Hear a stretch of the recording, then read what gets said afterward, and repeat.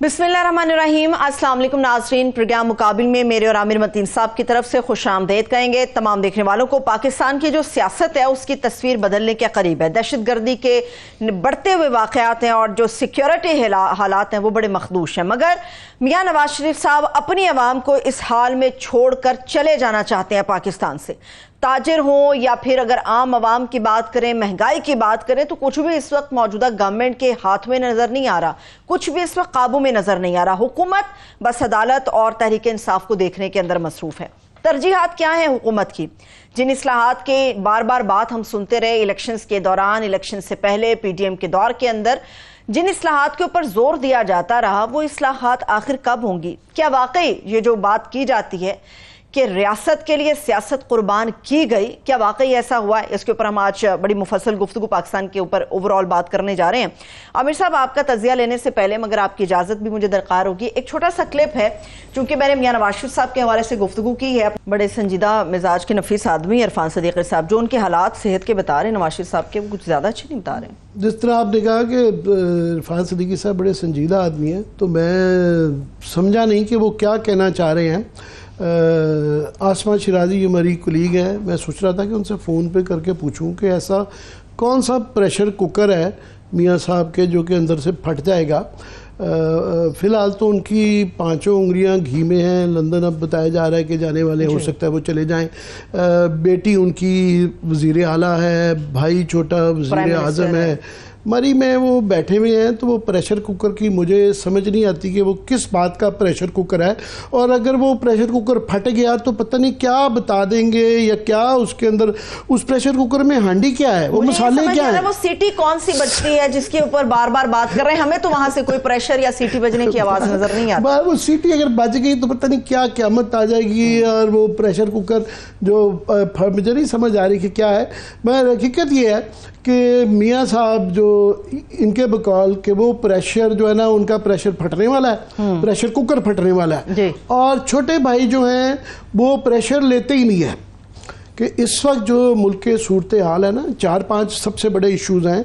Security का issue है पूरे पाकिस्तान के अंदर, जिस तरह कच्चे के डाकुओं से लेके केपी के अंदर, बलूचिस्तान के अंदर ये जो सानिया हुआ है, 50-60 लोग शहीद हो गए हैं। सिक्योरिटी का इशू है, मगर वज़ीर आज़म जो है वो लफाजी ज़्यादा है। यहाँ पार्लियामेंट के अंदर सारी नज़र आना चाहिए था कि सारी पार्टियों के साथ बैठ के उसका हल निकाल रहे हैं, डिस्कशन कर रहे हैं, नहीं वो नहीं कर रहे हैं। यहाँ पे जो इस वक्त मसला ये है कि ये हुकूमत बड़ी कमज़ोर है, कोई मरबूत हुकूमत नहीं है, और मसाइल इस तरह के हैं पाकिस्तान में जिसके अंदर बहुत बड़े फ़ैसले करने की ज़रूरत है, और एक मजबूत हुकूमत चाहिए है कि फॉर एग्ज़ाम्पल ये आजकल अभी ट्रेडर्स का मसला जो है वो हल नहीं हुआ। उन्होंने कल पूरा पाकिस्तान बंद किया हुआ था, और अभी जो है वो ख़त्म नहीं हुआ, और गवर्नमेंट लेट चुकी है। आप देखें, एक लेट चुकी है बिल्कुल। उनको जो कंसेशंस देने की बात की जा रही है, जिस पे अभी वो माने नहीं है, उन्होंने कहा जी आपको ना तो अपना पूरी इनकम बताने की ज़रूरत है, अच्छा, ना ही अपने एहसासे बताने की ज़रूरत है, बल्कि बता दें, एड्रेस ना बताएं, जिक्र कर देंगे 1 प्लॉट है, 2 प्लॉट है। अब 1 प्लॉट 10 लाख का भी हो सकता है, 10 करोड़ का भी हो सकता है। कोई तफसील एसेट्स की देने की ज़रूरत नहीं है। काउंट भी एक आधा जिसके अंदर से आपने रिफंड करना है या वो करना है वो बताएं, कुछ ना बताएं। और वो लग रहा आगे क्या है, हो क्या रहा है। 1 करोड़ यहाँ पे ताजिर है, टोटल 17 अरब रुपया देते हैं। आप और मैं जो तनख्वाहदार तबका है वो 380 अरब तकरीबन रुपये का टैक्स देता है। 20 गुना ज्यादा है, 20% नहीं, 20 गुना ज्यादा है। उसकी सोर्स पे काट लेते हैं, और ज़्यादातर प्राइवेट सेक्टर में है। 80-90% इसका प्राइवेट सेक्टर के अंदर, सरकारी मुलाजिम थोड़े हैं। और उनको क्या है, फिक्स टैक्स किया हुआ था कि जी आप 100 रुपये से लेके 60,000 तक दे दें। ज़्यादातर 100 रुपया देते हैं, मगर 100 के साथ वो तफसीलात बताने के लिए तैयार नहीं है। गवर्नमेंट बिल्कुल लेट चुकी भी है, मगर अभी भी वो बात ख़त्म नहीं हुई। तो ये इस पे इनसे अगर ट्रेडर हैंडल नहीं होते तो ये जो बाकी बड़े फैसले करने हैं कि फॉर एग्ज़ाम्पल ये सबसे बड़ा 2 इशू है कि पाकिस्तान के अंदर जो है कैसे आमदनी बढ़ाई जाए और कैसे खर्चे कम किए जाएँ। नज़र आए ना कि गवर्नमेंट जो मुश्किलात चले आ गई हैं, तो गवर्नमेंट उसके अंदर अपना क्या रोल अदा कर रही है। तो जहाँ पे खर्चे कम करने की बात है, एक तरफ बड़े बड़े दावे कर दिए जाते हैं। ये ऑडिटर जनरल की रिपोर्ट आई, उन्होंने कहा जी, इन्होंने कहा था ऑस्टेरिटी 15% खर्चा कम करना था, पिछले बजट में 50% खर्चा बढ़ गया है। उन्होंने कहा बाकी तो छोड़े, पीएम हाउस के अंदर जो कहा गया था कि आप जरा थोड़ी सी सादगी दिखाएं, वन डिश कर लें, कह रहे जी वो कंप्लीट नहीं कर पा रहे, वो 15% वहाँ भी खबे चल रहे हैं। मतलब अपने घर के खाबे खत्म नहीं हो रहे, प्रोटोकॉल खत्म नहीं हो रहे, तो साथ में हाँ जो पैसे बच गए थे 118 अरब, कल शहबाज राना की खबर थी, वो पार्लियामेंटेरियंस को बजट के एंड में गैर कानूनी तौर पे मैं समझता हूँ वो उनको दे दिए गए कि जी आप अपनी डेवलपमेंट से, रिश्वत होती है, एक बुरी गवर्नेंस है। तो एक तो ये इनकी सूरत हाल है। दूसरा जो है इनका कि प्राइवेटाइजेशन, क्योंकि ये जो लॉस गिविंग वो हमारे इदारे हैं पब्लिक स्टेट एंटरप्राइजेस जो है उनको प्राइवेटाइज करनी है। तो सूरत हाल ये है, ट्रेडर से ये बैकआउट कर गए हैं। ये यूटिलिटी स्टोर का जो है वो बताते हैं कि जनाब उधर से भी ये बैकआउट करते हैं, नज़र आ रहे हैं कि ये इन्होंने पहले ऐलान किया कर रहे हैं, तो अब कह रहे हैं नहीं जी वो पीपल्स पार्टी भी उनकी मदद के लिए आ गई है, वहाँ से भी ये पीछे हट गए हैं। और उसके बाद ये आज मैं देख रहा था कि सेनेट की निजकारी कमेटी की रिपोर्ट है, उसमें बड़ी मज़ेदार है। उनका ये स्टील मिल भी तकरीबन उससे भी विड्रॉ कर गए हैं, स्टील मिल को वो नहीं करने जा रहे। और मज़े की बात ये है, वहाँ ये पता चला कि जो यहाँ पे ऑलरेडी निजकारी हुई है उसके से आमदनी को 4 अरब हुई है, खर्चा 2 अरब हो गया है जी, कि 1 अरब 99 करोड़ रुपया, तकरीबन 2 अरब रुपया, 2 रुपया खर्च हो चुका है इस बात पर भी कि ये निजकारी होनी चाहिए कि नहीं होनी, बस इसी एक लाइन के ऊपर रहते हुए 2 करोड़ रुपया कंसल्टेंट टाइप लोग जो है ना ले लेते हैं। अच्छा 2 अरब रुपया खर्चा गया है इस बात पे कि उन्होंने कहा जी उन्होंने कंसल्टेंट्स ने किया जो इतने महंगे आपने कंसल्टेंट रखे हुए हैं, तो उन्होंने कहा जी उन्होंने बताया कि निजकारी ना करें। हाँ, करनी है या नहीं करनी बस ये बताया। मुझसे पूछ रहे थे, मैं मुफ्त कह देता, पैसा तो ना खर्च होता। अगर यही कहना था कि निजकारी ना करें तो 2 अरब रुपया देने की क्या जरूरत है? ये आप देखिए ना, एक मजाक है। वैसे आप ये कह रहे हैं ना, इतने बड़े बड़े जो फैसले लेने हैं, अता तारड़ साहब जो हमारे इंफॉर्मेशन मिनिस्टर हैं वो ये कह रहे हैं कि प्राइम मिनिस्टर साहब 19 घंटे रोजाना काम करते हैं, लेकिन बड़े फैसले क्यों नहीं ले पा रहे? मुझे ये समझ नहीं आ रहा। वही फैसले, क्योंकि मैंने कहा कि ये एक कमज़ोर गवर्नमेंट है और ये इनकॉम्पिटेंट गवर्नमेंट भी है। साथ में प्राइवेटाइजेशन का जो है वो मजीद जो है PIA, अब PIA का ये बताया कि पहले बिडिंग करवाई गई, उनको कहा गया ठीक है हम लॉसेस हम लेंगे, ये जो इतनी ज़्यादा ओवर स्टाफिंग की है मोस्टली पीपल्स पार्टी के दौर में इसको करेंगे। अब बताया जा रहा है कि हो कि जनाब क्योंकि मसला हो गया है सियासी, तो वहाँ भी लेट गए, तो वो कह रहे हैं कि नहीं जी हम आपको ना वर्कर्स नहीं निकाले देंगे, तो वो कह रहे हैं ना फिर हम नया नेगोशिएट करेंगे, हमने तो इस शर्त पे ये बिडिंग की थी, सो लिहाजा वो भी कैंसिल। सो किसी उसका नज़र नहीं आ रहा। सबसे बड़ा मसला है बिजली का।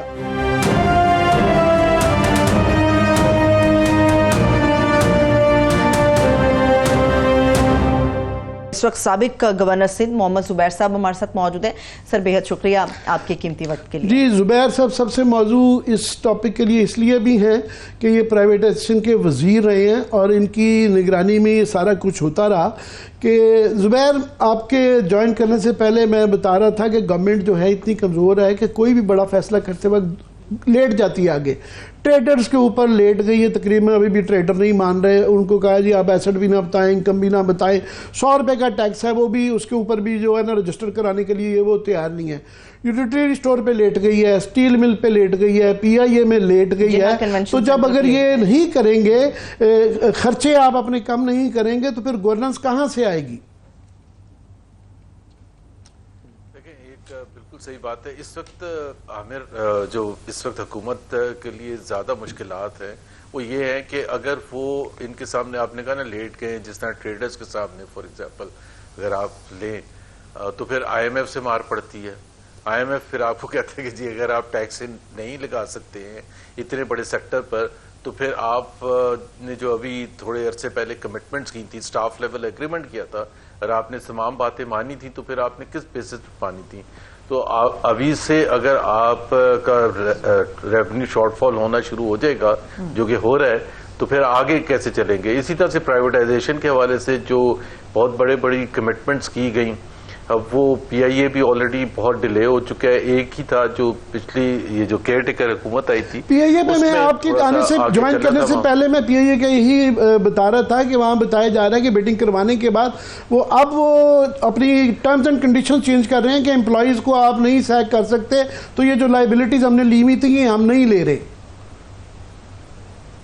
देखना वो बिल्कुल सही बात है। ये तो प्राइवेटाइजेशन में आमिर जो सबसे मुश्किल चीज होती है, देखना बेचना तो किसी कीमत पर भी आसान होता है, चाहे घर है, चाहे बिल्डिंग है, चाहे इदारा है, उसको बेचना सबसे जो बड़ा मसला होता है प्राइवेटाइजेशन में कि एम्प्लॉयज का क्या होगा। बिकॉज एम्प्लॉयज जो सिर्फ ये नहीं होता कि जी 5,000 एम्प्लॉयज जो पोटेंशियल बायर है वो कहे कि जी 5,000 से ज्यादा हम एम्प्लॉयज नहीं लेंगे। It is not just that, potential investor ये भी कहता है वो 5,000 जो हमारी मर्जी के होंगे, वो नहीं जो आप हमें छोड़ के जाएंगे, क्योंकि हमने मेरिट के बेसिस पर, आपने मेरिट पर अमल नहीं किया था, हमें ये वाले एम्प्लॉयज। बहरहाल जो मुश्किल है वो यही है कि जो पाकिस्तान ये सेनेट की कमेटी या नेशनल असेंबली की कमेटी ने एक अपनी तरफ से गाइडलाइंस दी है या रिस्ट्रिक्शन इम्पोज की है कि 5 साल तक पोटेंशियल बायर से ये वादा लिया जाए कि 5 साल तक एम्प्लॉयज को नहीं निकालेंगे। ये कोई भी पोटेंशियल इन्वेस्टर एग्री नहीं करेगा और निचकारी नहीं हो सकेगी। ये तो मैं आपको अभी बता दूं, क्योंकि जाहिर सी बात है वो इसलिए ले रहा है कि वो इसको टर्न अराउंड करे। हाँ, एक रीजनेबल पीरियड होता है जो मेरे जमाने में मुझे पता है कि 18 मंथ से लेकर 2 ईयर्स तक हम इंसिस्ट करते थे कि ये पीरियड इज रीजनेबल पीरियड, जिसमें एक बड़े क्लियर कट गाइडलाइंस या मेरिट बेस्ड ऑब्जेक्टिव्स दिए जाएंगे उन एम्प्लॉयज को अंडर द प्राइवेट लीडरशिप, और अगर वो उस पर अमल पूरा नहीं उतरेगा तो आपको निकालने की इजाजत होगी। क्योंकि जाहिर सी बात है वो तो आप ये तो नहीं कह सकते कि इसको निकाला ही ना जाए। तो ये एक जाहिर सी बात है मुश्किल है। लेकिन मैं एक सवाल जरूर बहुत दफा कह भी चुका हूं ये बात कि जो निजकारी का अमल था अक्टूबर 2015 में रुक गया था। हम लास्ट स्टेज पर थे। PIA इटसेल्फ, PIA का जो फैसला रिवर्स किया गया था वो बिल्कुल लास्ट स्टेज पर किया गया था। इसी तरह से पाकिस्तान स्टील का फैसला बिल्कुल लास्ट स्टेज पर, लास्ट मीटिंग में फेस्को जो फैसलाबाद इलेक्ट्रिक सप्लाई कॉर्पोरेशन है उसका लास्ट स्टेज पर जब बिड्स भी आ गई थी तो हुकूमत पीछे हट गई थी इन सब की निचकारी से। और उसकी जो रीजन थी उस वक्त जो हुकूमत ने दी थी कि जी इमरान खान प्रेशर डाल के, मतलब जो उनकी सियासी जो भी प्रेशर था, not specifically against targeted on privatisation, but अगर हम निचकारी करने जाएंगे तो उसका तो रद्द अमल तो होता है, खासतौर पर मुलाजमीन की तरफ से रद्द अमल होता है। तो हम एक और फ्रंट खोल लेंगे, एक फेस्को में खोल लेंगे, फिर हमने आगे लेस्को करना है, दूसरे डिस्ट्रीब्यूशन कंपनीज करने हैं, सबकी निचकारी आखिरी लम्हात में थी। तो वो एक बड़ा गोल्डन अपॉर्चुनिटी थी। अब 9 साल तक जो हमने लॉसेस सस्टेन किए PIA के अगर आप सिर्फ ले लें तो तकरीबन 500-600 बिलियन रुपए पिछले 9 साल। अभी 850 बिलियन का लेटेस्ट जो फिगर आया है कि ऐड करके वो 850 अरब रुपए के करीब बन गए हैं क्यूमुलेटिव जो उसके लॉसेस है। नहीं, वो तो अभी तक है ना, वो तो टोटल है। मैं कह रहा हूं पिछले 9 साल में तकरीबन 500-600 बिलियन, उस 850 में से जो बल्क है वो अब पिछले 6-7 साल में ऐड हुआ है। तो क्वेश्चन यही है कि आपने, अच्छा फिर दूसरी तरफ आप जो कह रहे थे कि जो फाइनेंशियल एडवाइजर्स थे PIA के, स्टील मिल के, फेस्को के, तकरीबन 40 कंपनीज की जिसकी निचकारी तेजी से कंपटीशन की तरफ थी, सबके फाइनेंशियल एडवाइजर्स अपॉइंट किए थे और मिलियंस ऑफ डॉलर्स उनको पेमेंट करनी होती है। ये आज ये जुबैर आज ये फिगर आया कि ये इसकी जो कॉस्ट आई है प्राइवेटाइजेशन की, अभी तक रिसीवेबल्स जो है वो 4 अरब रुपए के करीब है और कॉस्ट जो आई है वो 2 अरब रुपए है। उन्होंने कहा जी ये कंसल्टेंट जो आपने इतने महंगे रखे थे उन्होंने क्या, उन्होंने कहा जी उन्होंने ये कंसल्टेशन दिया है, मशवरा दिया है कि आप प्राइवेटाइजेशन ना करें।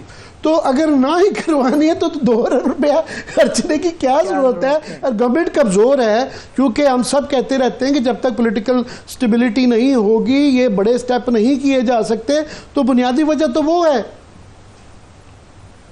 नहीं, लेकिन आमिर ये तो अजीब सी बात है, क्योंकि उसका तरीक़ेकार ये होता है कि पहले आप निचकारी कमीशन ये फैसला करता है उसका बोर्ड और फिर काबीना की जो निजकारी कमेटी है वो अप्रूव करती है कि ये इदारे हैं जिसकी हम निजकारी करने जा रहे हैं। तो जब आपको अप्रूवल हो जाता है तो फर्स्ट चीज ये होती है कि आप एडवर्टाइज करते हैं for the appointment of financial advisers कि हमने इसकी निजकारी करनी है। ये पूछने के लिए नहीं कि करें या ना करें, वो तो आप उनको अपॉइंट ही इसलिए करते हैं। अब वो आके अगर ये कह रहे हैं कि इसकी निजकारी नहीं करें तो भाई आपको अपॉइंट किस लिए किया था? आपको तो अपॉइंट इसलिए किया था कि जी आप निजकारी करें। आप आगे आप वापस हमें बता रहे हैं और फिर आप फीस किस बात के लेंगे? फिर करोड़ों किस चीज के लेंगे? तो ये तो बिल्कुल ही मज़ाक़-ए-ख़ेज़ बात है। नहीं, ये सुन लें, ये पाकिस्तान स्टील मिल की निजकारी की फिर इससे निकाल दिया गया। इसके लिए 3 सालों में फाइनेंशियल एडवाइजर्स को 12 करोड़ रुपया दिया गया। ये मशवरा देने का कि आप नहीं कर सकते हैं, पहली बात। दूसरा ये है कि ओवरऑल ठीक है, प्राइवेटाइजेशन नहीं होगी तो एक बहुत बड़ा मसला है कि हमारे ये लॉसेज रहेंगे, एक मसला है। दूसरा चले ये मुश्किल है, जो चीज़ आपके और मुझे लगता है कि डूएबल है, एक आईपीपी का एक जो मसला है, जो बिजली का मसला है। बाय द वे आज भी ₹1.99 के करीब जो है ना, 99 पैसे पर यूनिट जो है ना बिजली बढ़ गई है। तो आईपीपीज का एक मसला है जिससे क्लियरली नज़र आता है कि उसको रीनेगोशिएट किए बगैर उसका ऑडिट करवा के चेक कर लेना बड़ा ज़रूरी है, कि वरना उससे ना मईशत चल पाएगी इतनी महंगी बिजली पे और आम आदमी भी डिस्टर्ब हो रहा है। अब कहने को ये डूएबल चीज़ है, मगर गवर्नमेंट दाएं बाएं लेफ्ट राइट वो करते हैं मगर ऑडिट की तरफ वो नहीं जा रहे। और रोज़ जो इस तरह की एक अजीब कन्फ्यूजन है, फॉर एग्जाम्पल वैस लगारी साहब ने दरमियान में आके कह दिया जी हमने मसले का हल निकाल लिया, तो ये जो कोयले के ऊपर चलते हैं ना इंपोर्टेड पे, हम इनको थर्ड कोल पे करेंगे। और यहाँ हमने भी बड़ी दफ़ा कहा कि जनाब आपके मशीर गलत, ये जो कंसल्टेंट है ना महंगे महंगे गलत बता रहे हैं, ये तकनीकी तौर पे लॉजिस्टिकली फाइनेंशियली पॉसिबल नहीं है। अब ये आ गई है, इन्होंने एक कमेटी बना दी है बाकायदा कल इसके ऊपर कि ये कमेटी देखेगी। हालांकि ऑडिटर जनरल की रिपोर्ट के अंदर जो है ये उन्होंने कहा है कि चीनियों ने भी इनकार कर दिया हुआ है और उनकी जो पावर प्लांट कंपनी है उन्होंने भी इनकार कर दिया है कि जनाब हम ये नहीं करेंगे। जी एक्चुअली मेरा ख्याल है फैसले पहले किए जाते हैं, डिबेट और डिस्कशन करने से पहले अनाउंस कर दिया गया कि जी डोमेस्टिक कोल इस्तेमाल किया जाएगा इंपोर्टेड कोल की जगह, ताकि उसकी जो कीमत है उसको सस्ता किया जाए, बिजली सस्ती बने and all of the foreign exchange safe होगा।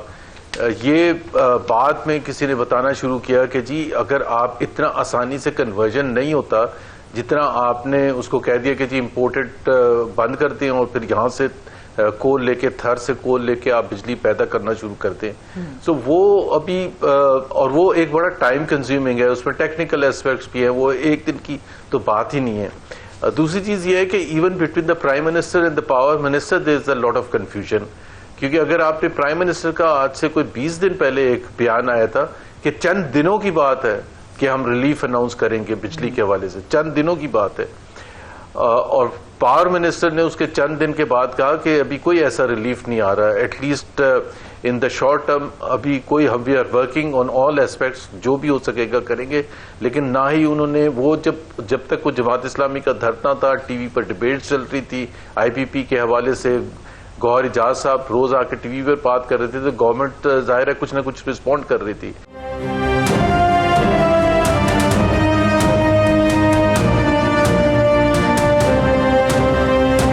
आपने जो पहले बात की थी कि वो इस तरह की, एक तो आपस में वो कोऑर्डिनेशन की कमी है, इल्म की कमी है, ब्रीफिंग्स डिफरेंट लोगों से लेते हैं, पर यहाँ से रिलीफ अनाउंस करते हैं, वहाँ से अब जिस तरह आप पहले कह रहे थे आईएमएफ को प्रॉब्लम हो जाता है कि आप जब सब्सिडीज़ देते हैं या इस तरह की रियायतें देते हैं तो सिर्फ ये मसला नहीं आईएमएफ के साथ, अब ये जो मौखर हो गया है कि अगस्त के अंदर तो नहीं हो रहा, वहाँ बताया जा रहा है कि 9 बिलियन का पहले ये वो लिहाज करते थे, वो दे देते थे, बाद में आप रोल ओवर करवा लेते। उन्होंने कहा जी आप रोल ओवर करवाए और वो 9 बिलियन का गैप है कि उसकी वजह से नहीं हो रहा, और वो आगे जाएगी बात तो फिर वो मिनी बजट की तरफ भी जाएगी बात, तो ये काफ़ी विशेष सर्कल सा है, क्या कहेंगे? अच्छा, ये सर्कल अब देखें ना कि पाकिस्तान के जो इकोनॉमिक मिसाइल्स हैं वो एक चीज पर आके अटक गए हैं, कर्जों के हवाले से, how to manage the creditors, और कुछ बात नहीं हो रही है। सिर्फ ये बात हो रही है कि आईएमएफ लेने के लिए जो कि कर्जा है दूसरे कर्जे जो कि सऊदी अरेबिया, यूएई और चाइना ने जो हमें कुछ दिए हुए हैं और जिसको हम चाहते हैं कि जी वो कमिट करें, हालांकि वो अभी रोल ओवर का टाइम नहीं आया, लेकिन आईएमएफ कहता है कि जी आप आज कमिट करवाएं सऊदी अरेबिया से या यूएई से और चाइना से कि जब उसका वक्त आएगा, वो पीरियड खत्म होगा जितने पीरियड के लिए उन्होंने पाकिस्तान को वो पैसा दिया था, आज वो कमिट करें कि 4 महीने के बाद हम रोल ओवर कर देंगे, जो कि आसान काम नहीं होता। And apparently that is why it is taking far more time. और इसी तरह से जो आईपीपीज के हवाले से जो चीन की वो $15 बिलियन हैं जो कर्जे हैं हमारे ऊपर, उसके साथ अब हम नेगोशिएट कर रहे हैं कि वो किसी न किसी तरह से वो उसकी रीपेमेंट जो पीरियड है उसको आगे करते हैं। इसी तरह से हम सऊदी अरेबिया के साथ जो ऑयल फैसिलिटी है वो किसी तरह से वो जो दिसंबर में लास्ट ईयर बंद कर दी सऊदी अरेबिया में, उसको रिवाइव करें, उससे हमारे थोड़ा सा डॉलर पे आसानी पैदा होगी। So all we are talking about is हर महीने, हर हफ्ते, हर रोज हमारे पास एक क्रेडिटर्स की हुकूमत के पाकिस्तान के पास एक लिस्ट होती है कि आज इसको कर्जा वापस करने का टाइम आ गया है, आज इसको इंटरेस्ट पेमेंट देने का वक्त आ गया है। And that is what we are doing right now. अगर आप हुकूमत वक्त के जो बड़े बड़े वजीर हैं, वजीर आजम समेत, वजीर खजाना, deputy prime minister, all we are talking about is कर्जे, कर्जे एंड कर्जे। अब अगर आपकी मईशत इतनी बुरे तरीके से आके डिपेंड कर गई है कर्जों पर, तो बाकी तो आपके पास टाइम ही नहीं है। जो टाइम बचेगा वो फिर आप कुछ और क्या करेंगे। So Pakistan is now caught in a very very difficult position. और उसकी जो एक बहुत बड़ी वजह है क्योंकि कर्जों को समझा ही नहीं था कि पहले जब हुकूमत ले रहे थे सिर्फ पीटीआई पर ये निशानदेही तो कर रहे थे कि उन्होंने 19 ट्रिलियन रुपए के 3.5 साल में कर्जे ले लिए, ऐड कर दिए, नेट एडिशन कर दिया। 2 साल में उसको आपने 24 ट्रिलियन रुपीस और बढ़ा दिया है, फॉरेन डेट और डोमेस्टिक डेट मिला के मैं बता रहा हूँ रुपी इक्विवेलेंट। और अब जिस तेजी से और बढ़ेंगे, और वो उसके बढ़ने की एक बड़ी वजह है जो आप शायद जिक्र भी कर रहे थे, अखराजात, क्योंकि जब तक आपका रेवेन्यू आपने तकरीबन 1.8 ट्रिलियन रुपीस के टैक्सेस लगा दिए जिसका बोझ जाहिर है अवाम पर है, तो उसका आपने जब 1.8 ट्रिलियन का, तो फिर फिस्कल डेफिसिट भी कम होना चाहिए ना, ताकि फिस्कल डेफिसिट कम होगा तो आप कर्जे कम लेंगे। एक तरफ आपने अवाम पर भी बोझ डाल दिया, ऊपर से आपका फिस्कल डेफिसिट और बढ़ा है क्योंकि आपके अखराजात नहीं कम हो रहे, आप अखराजात को और ज्यादा बढ़ा रहे हैं। तो फायदा क्या है अवाम पर इतना बोझ डालने का? उससे आसान तरीका तो ये था कि आप अपने अखराजात कम करें, आपका फिस्कल बजट डेफिसिट कम होगा तो आप कर्जे कम लेंगे और आपके लिए आसानियां पैदा होंगी। अब आइंदा ये जो कर्जे आज लेंगे, जो फिस्कल डेफिसिट होगा आपका, तो फिर उसकी अदायगी कैसे होगी? हमें पॉजिटिव खबरें, अच्छी खबरें चाहिए, कोई ना कोई उम्मीद की किरण होनी चाहिए। मैं क्या करें, एक जो और बड़ी बुरी खबर है जिसके हम फोकस नहीं कर रहे हैं, वो कॉटन की जो खबरें आ रही हैं कि वहाँ पे जो है कुछ जिनर्स के मुताबिक तो 50% जो है ना वो कम आ रही है और वो 8.5 से कहीं नहीं बढ़ रहा, जिसका मतलब है आपको 4 मिलियन बेल्स का अगर क्यूमुलेटिव इफेक्ट जो बाकी टेक्सटाइल और वो डालें तो वो कोई 6 से 8 बिलियन डॉलर का होता है। पहले ही डेट ट्रैप है, पहले ही बैलेंस ऑफ पेमेंट का इशू रहता है, और एक तो डायरेक्टली ये फॉरेन एक्सचेंज का और उसका फिर impact on agriculture and society, economy, वो एक बहुत बुरी खबर आ रही है। अच्छा, वो टेक्सटाइल ऑलरेडी अंडर प्रेशर है। अगर आप पिछले 2 साल के मुकाबले में देखेंगे, 2 साल पहले तकरीबन जो टेक्सटाइल एक्सपोर्ट थी वो $19.5 बिलियन थी, अब वो गिर के तकरीबन $16.5 बिलियन रह गई है। और ये before this hit on the cotton production, जो आप सही फिगर्स बता रहे हैं, 50% तकरीबन एक्सपेक्टेड है कि कॉटन प्रोडक्शन होगी। दैट वुड मीन कि जी जाहिर सी बात है और टेक्सटाइल सेक्टर पर प्रेशर आएगा, इंपोर्ट करना पड़ेगा, वो महंगा होगा, उसके लिए फॉरेन एक्सचेंज चाहिए होगा, and all of those issues. So yes, उस फ्रंट पर तो काफी मसाइल हैं। और साथ में जो है आगे जो आप कह रहे थे कि बिजली जो, जिस तरह आपने कहा कि आपके दफ्तर के अंदर 80 रुपए का पर यूनिट है, तो 60 से 80 के दरमियान में कमर्शियल टू रेजिडेंशियल ये वेरी करता है, मगर जब आपके हमसाए में 9 रुपए से लेके 20 रुपए के दरमियान पर यूनिट हो जो आपके कंपेटिटर्स हैं, तो और ज़्यादा मुश्किल हो जाती है। या तो सारी दुनिया की महंगी होती तो चले, उनकी भी कॉस्ट ऑफ प्रोडक्शन ऐसी होती, तो एक वैसे अंदरूनी प्रॉब्लम, महंगाई, इन्फ्लेशन के इम्पैक्ट, बाकी ये तो फिर और कॉम्प्लिकेटेड हो जाता है। इससे क्या कहेंगे? देखिए ना, बिल्कुल पाकिस्तान के लिए compete करना बिल्कुल if not impossible very very challenging हो जाता है अनटिल अनलेस कि आपका जो प्रोडक्ट है वो उस मेरिट पर बहुत ज़्यादा अच्छा हो, ताकि वो आप इंडिया के साथ या बांग्लादेश के साथ या श्रीलंका के साथ, वियतनाम के साथ compete कर सके, जिनके बिजली के निर्ख बहुत कम है, गैस के निर्ख बहुत कम है, ओवरऑल कॉस्ट ऑफ ऑपरेशंस कम है पाकिस्तान के मुकाबले में। तो अब इस किस्म के मसाइल होंगे। एक तो सिंपल डिफरेंस आप उसका कॉस्ट ऑफ मनी बोरिंग का देख लेना, अभी जाके जो कम हुए वो भी if I am not wrong 19.5% है हमारी जो स्टेट बैंक का रेट है, इंटरेस्ट रेट। तो और अगर आप हमसाया ममालिक का देखेंगे, किसी का 5% है, 5.5% और 6% है।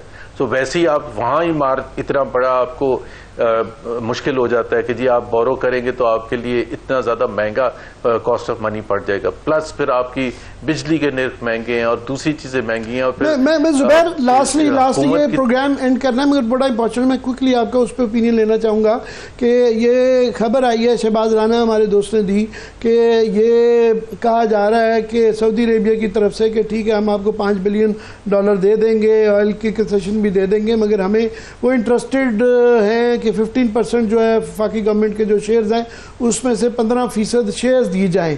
गवर्नमेंट की कोई इसकी कहीं से भी कोई डिनायल नहीं आता। तो आपके ख्याल में फंस तो गए में है, मगर फिर भी कोई ऑप्शन है, ये करना चाहिए नहीं करना चाहिए? अगर नहीं तो ये कैसे ये उनकी तसल्ली की जाए और इसको फिर ऑल्टरनेट क्या है? सॉरी मैं नहीं समझा सवाल। 15% मांग रहे हैं रिकॉर्ड डिक के अंदर शेयर्स के, हम आपको जो मांग रहे हैं पैसे रोल ओवर दे देंगे, उसके मुतालिक अच्छी चीज है, नहीं तो फिर उसका ऑल्टरनेट क्या है अगर ना देंगे तो? देखिए ना, 15% ये मैंने भी खबर पढ़ी है कि सऊदी अरेबिया 15% इंटरेस्ट उसमें शो कर रहा है और उस सिलसिले में वो फिर बात, बट ये बहुत ही प्रिलिमिनरी खबर है Aamir, it is not a done thing.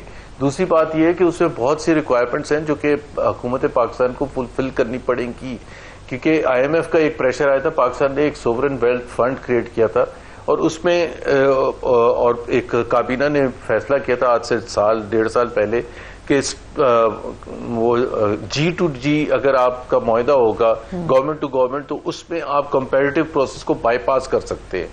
अब अगर आप 15% सऊदी अरेबिया को देंगे तो कल को कोर्ट पे कोई केस जाएगा कि जी ये 15% आपने कैसे दिए थे, UAE को क्यों नहीं दिए थे, किसी और इन्वेस्टर को क्यों नहीं दिए थे। सो मेरे नज़दीक तो it's very preliminary thing.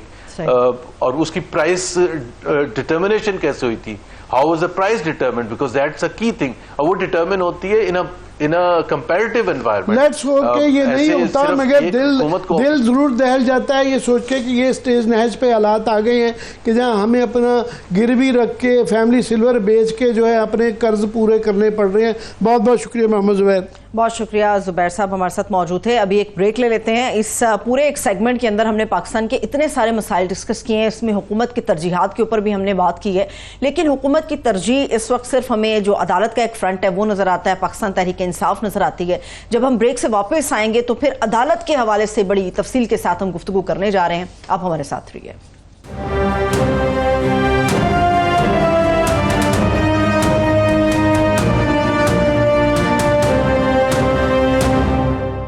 Break के बाद एक मरतबा फिर से खुशामदीद कहेंगे। अब हम अदालत और हुकूमत से मुतालिक इस दोनों मामलात के अंदर PTI भी शामिल नजर आएगी, मगर असल में जो फ्रंट है वो हुकूमत और अदालत के दरमियान हमें नजर आ रहा है। हुकूमत भी कुछ करना चाह रही है, अदालतें भी बहुत कुछ करती हुई नजर आ रही हैं, और इस पर बात करने के लिए माहिर कानून मोहम्मद अहमद पंसोता साहब हमारे साथ मौजूद हैं। सर बेहद शुक्रिया आपके वक्त के लिए। ओवर टू यू आमिर साहब। जी बैरिस्टर साहब, मैं सीधा ही इशू के ऊपर आ जाता हूँ कि ये क्योंकि कौमी असम्बली के अंदर एक बिल पेश किया गया है प्राइवेट मेंबर्स डे के तौर पे, प्राइवेट बिल के तौर पे, कि जजेस की तादाद सुप्रीम कोर्ट की 17 से 23 कर दी जाए, 2 एडिशनल भी हैं तो ये 25 हो जाएंगे।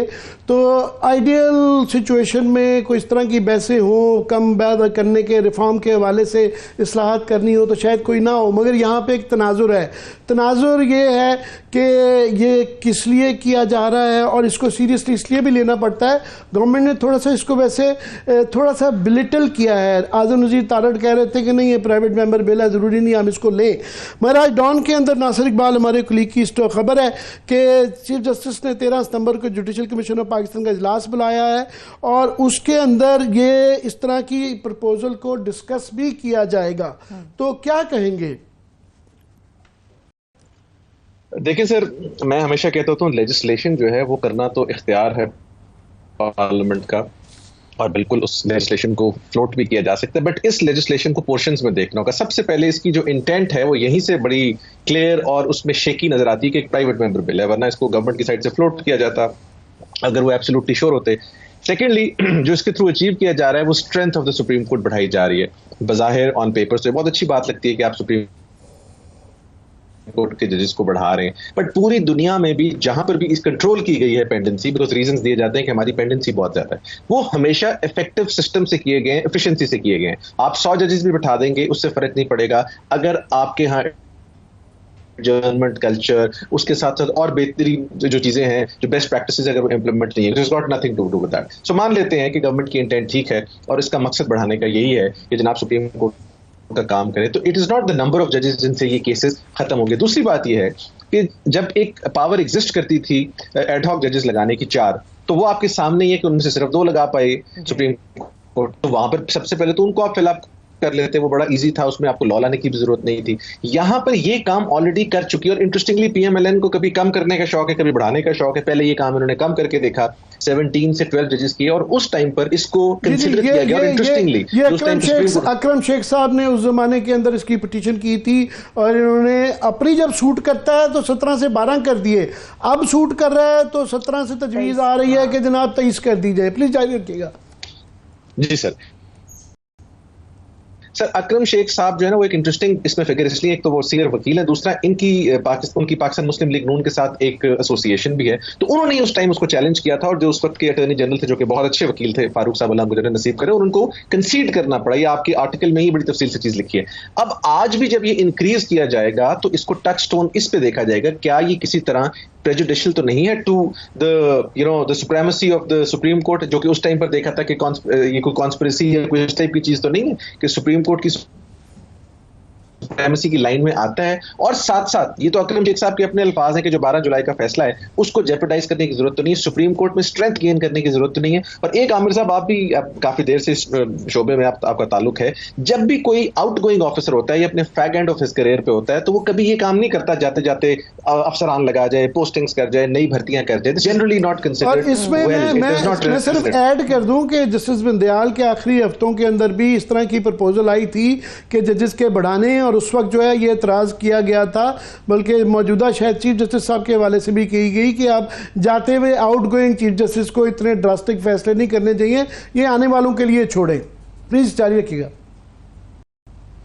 बिल्कुल बात दुरुस्त है जी, क्योंकि चीफ जस्टिस जो वो हेड ऑफ द इंस्टीट्यूशन होता है। अगर तो चीफ जस्टिस साहब खुद स्टे करें या उनका let's say for some odd reason stay extend होता है या वो उनका टाइम होता तो बात समझ में आती थी। इन जजेस के साथ काम करना है जो कि नेक्स्ट चीफ जस्टिस हैं। नेक्स्ट चीफ जस्टिस साहब ने इवन अगर आपने देखे तो जो एडहॉक जजेस है उसके भी टेन्योर पर उन्होंने एतराज किया था कि आप थोड़ा उसको कम करें, और वो काम किया गया।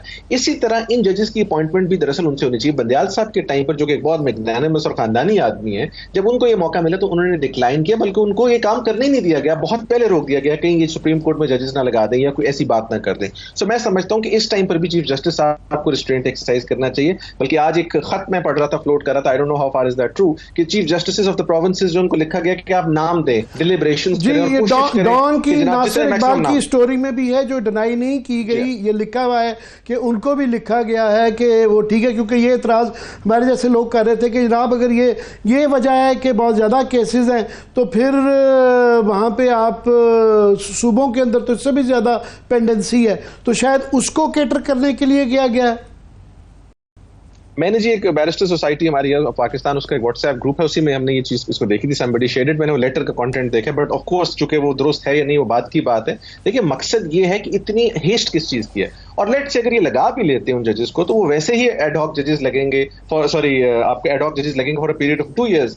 तो उसको लगाने का फायदा क्या होगा? कल को उन लोगों को जिनको आप अपॉइंट कर रहे हैं, लेट से अगले चीफ जस्टिस साहब आके फॉर सम रीजन कंफर्म नहीं करते, तो वो एक बड़े मोहतरम लोग होंगे जिन्होंने वकालत में अपनी आगे सिस्टम चलाना है, आगे अपनी वकालत करनी है। तो why do you want to appoint somebody जिसको आप सियासत की नजर करते हैं? बहुत बहुत अच्छे वकील होंगे जो कि हो सकता है अपॉइंट हो, और हो सकता है कि ऐसे वकील भी हों जो कि अपॉइंट नहीं होने चाहिए। सो मेरा कहने का मकसद ये है कि let the next chief justice take the decision, जिनके पास एटलीस्ट 3 साल हैं, अस्यूमिंग इस वक्त जो भी सारी सिचुएशन नजर आ रही है, ये जनरली एक मुनासिब काम नहीं होगा। ये जो आप बातें कर रहे हैं जस्टिस खोसा साहब ने एग्जैक्टली मैं यही कहने वाला था, उनके दौर में मॉडल कोर्ट्स बनाए गए थे और उन्होंने बड़ी फास्ट ट्रैक पे ये चीजें लगाई थी। पर फिर उसके बाद आपके वकील भाई भी काफी सारे वो मॉडल कोर्ट्स के ऊपर और काफी उन चीजों के ऊपर इख्तलाफ करने लग पड़े थे। काफी लोगों को जो है अपनी नौकरियों की फिक्र पड़ गई थी। तो और भी तरीके हैं इसको करने के, मगर मैं चाहूंगा क्विकली, क्योंकि इस वक्त सारी सियासत और सारे ये जो रिफॉर्म्स हैं ये घूम फिर के जो है वो मसला जो जड़ निकलती है वो ये मखसूस नशिस्तों वाला फैसला है उसकी इम्प्लीमेंटेशन पे। अब ये पीटीआई भी चली गई है कि जनाब उसकी जो है इम्प्लीमेंटेशन के हवाले से उधर गवर्नमेंट भी रिव्यू आना है, छुट्टियां ख़त्म होंगी, तो ये जो मदर फॉल केसेस है उसके मतलब क्या देखते हैं, किधर जा रहे हैं हालात? सर मैं ये समझता हूँ कि इसका तफसीली फैसला जिस दिन भी आता है, अपेरेंटली आई थिंक अनाउंसमेंट है शायद 10th या 11th या मुझे नहीं सुनने में आया कि इन्हीं डेट्स में है, अगर तफसीली फैसला आज का हो जाएगा तो कुछ उसमें बहुत सारी क्लैरिटी आ जाएगी। इम्प्लीमेंटेशन की बात ही कोई नहीं। जस्टिस शाह साहब की अपनी तकारीर पिछली 2-3 उठा के देख लीजिए, हमने तो वही सुनी है। उन्होंने जो इम्प्लीमेंटेशन और कंटेम्प्ट की पावर के ऊपर बात की है और ये कहा है कि कैसे हो सकता है कि सुप्रीम कोर्ट की जजमेंट इंप्लीमेंट ना हो कोई भी, तो वो भी आपके सामने है। तो मैं जाती तौर पर समझता हूँ कि मखसूस नशिस्तों का जो केस है आफ्टर दिस डिसीजन, पहले आप बहस कर सकते थे बट आफ्टर दिस डिसीजन उस पर बहस करना, जब सुप्रीम कोर्ट के 11 लोग आपके साथ बैठ के ये बात करें। मैं गालिबन कल परसों एक प्रोग्राम में था तो मेरे साथ एक सियासतदान साहब बहस कर रहे थे कि वो 12 के 12 गलत कह रहे हैं। मैंने कहा जी फिर आप ऐसे करें को अपने 2-4 नुमाइंदे दें, उनको हम एडवोकेट्स लगवाते हैं और वो ये फैसला कर दें। उनको हो सकता है इसका कानून का ज्यादा पता हो, बट एक 11 जजेस ये बात कह रहे हैं कि जनाब ये एक बेसिस इस डिसीजन की गलत थी और वो एक गलत डिसीजन की बेसिस पर आपने सारा जो महल है वो खड़ा किया है, उसको उन्होंने टर्न डाउन कर दिया, स्ट्राइक डाउन कर दिया। लेकिन ये चीज हम एक्सेप्ट नहीं करें। और ये भी पार्लियामेंट्री सुप्रीमेसी नहीं होती कि सुप्रीम कोर्ट का डिसीजन आया और आप कहें कि नहीं जी मैंने सिंपल लेजिस्लेशन से, क्योंकि मैं पावरफुल, मैं बार बार कहता हूं आप पावरफुल नहीं है, आइन पावरफुल है, ना सुप्रीम कोर्ट पावरफुल है। हम सुप्रीम कोर्ट के भी पास्ट एक्शंस को कंडेम करते रहे जब ये आमिरों को इजाजत देते थे आइन अमेंड करने की और बहुत कुछ करने की, और आज पार्लियामेंट भी अगर डिक्टेटोरियल रजीम की तरफ जाएगी तो उसको भी मैं कंडेम करूंगा। It is the constitution of Pakistan which is supreme and which reigns over every other document in this country and every other power in this country. So उसको आप सुप्रीम बनाएं, उसमें जो लिखा हुआ है उसको आप करें। अगर आपको फैसला पसंद है आप उसके मुताबिक कानून ले जाते हैं, अगर नहीं पसंद होता आप सिंपल लेजिस्लेशन से भी वो काम करना शुरू कर देते हैं। इसका फायदा भी नहीं होगा ना, कल को टेबल टर्न भी होंगे कभी ना कभी। तो पार्लियामेंट्री सिस्टम आज कोई पावर में, कल कोई पावर में, तो उस टाइम फिर आप कहेंगे कि हमने क्या कर दिया, ये आज क्या हो रहा है, और ये तो जी आज फलां साहब कर रहे हैं, ये कर रहे हैं। So I personally disagree with this. ये प्रिंसिपल स्टैंड होना चाहिए regardless of which government is in power, और वो प्रिंसिपल स्टैंड ही चलना चाहिए। ये अचानक लव फॉर जिसे कहते हैं जी disposal, love for dispensation of justice, इस तरह नहीं आ सकता। और ये पार्लियामेंट को भी एक दिन आ रहा है और ये साथ ही चीफ जस्टिस साहब को आ जाए तो ये थोड़ा सा जरा मैं समझता हूँ ये मैं आपने मंसूर अली शाह साहब की जो बात की है कि इनको शायद जस्टिस बंदयाल की आदत पड़ गई भी है, क्योंकि वो अमल दरामद नहीं करवा सके थे 90 दिन के इलेक्शन के ऊपर, उन्होंने तारीख पे छोड़ दिया है। तो ये सोच रहे हैं कि शायद ये मौजूदा जजेस की भी सूरत हाल ये हो, शायद ये मेरा ख्याल है कि इतनी ज़्यादा अक्लमंदी की बात नहीं है तमाम जजेस को एक ही तराजू में तोलना। बहुत बहुत शुक्रिया बैरिस्टर साहब आपके कलमात का। बहुत शुक्रिया। बैरिस्टर मोहम्मद अमीन पंसोता साहब हमारे साथ मौजूद थे। आमिर साहब थैंक यू सो मच। देखने वालों का शुक्रिया। इजाज़त दीजिए, अपना ख्याल रखिए। खुदा हाफिज़।